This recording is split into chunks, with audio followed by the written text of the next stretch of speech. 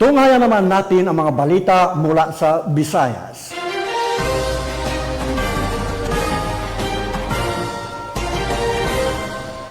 Nasabat ang tinatayang mahigit 2 milyong pisong halaga ng shabu sa isinagawang bypass operation sa Iloilo. Alamin ang ibang impormasyon sa report ni Patrolwoman Charmaine Balunsa. Isang matagumpay na aktibidad ang idinaos ng National Housing Association sa pakikipagtulungan ng lokal na pamahalaan ng Banate na tinaguriang People's Caravan na may temang serbisyong dala ay pag-asa na ginanap sa Banate Municipal Gym, Barangay Poblasyon, Banate, Iloilo nito lamang ika-16 ng Mayo taong kasalukuyan.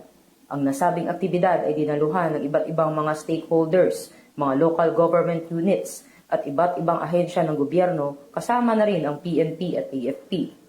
Layunin ng People's Caravan na ilapit ang serbisyo publiko sa mga tao upang hindi na nila kailangang magbiyahe patungo sa lungsod para lamang asikasuhin ang kanilang mga pangangailangan.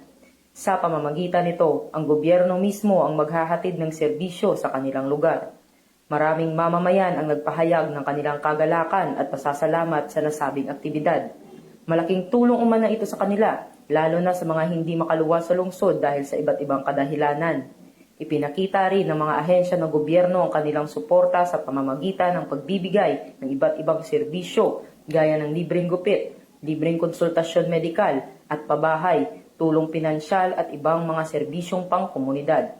Sa kabuuan, naging matagumpay ang People's Caravan at inaasahan na magkakaroon pa ng ganitong klaseng aktibidad sa hinaharap upang mas lalong mapalapit ang serbisyo ng gobyerno sa mamamayan tungo sa bagong Pilipinas. Unang-una, ang layunin po ng ating caravan, serbisyo dala ay pag-asa, ay una mabigyan natin or mailapit natin or maiabot sa ating mga initial beneficiaries yung mga social services na pwedeng mabigay ng ating mga different government agencies. Pangalawa, yun mabigyan ng oportunidad talaga yung ating mga beneficiaries natin na makita o magkakaroon ng pagkakataon na makapag-apply or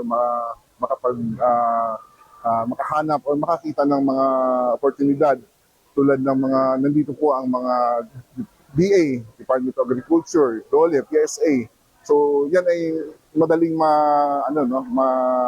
ma-avail nila. Hindi na sila kailangan pang gumastos para sa pamasahe para makakuha lang ng mga certificates na ito.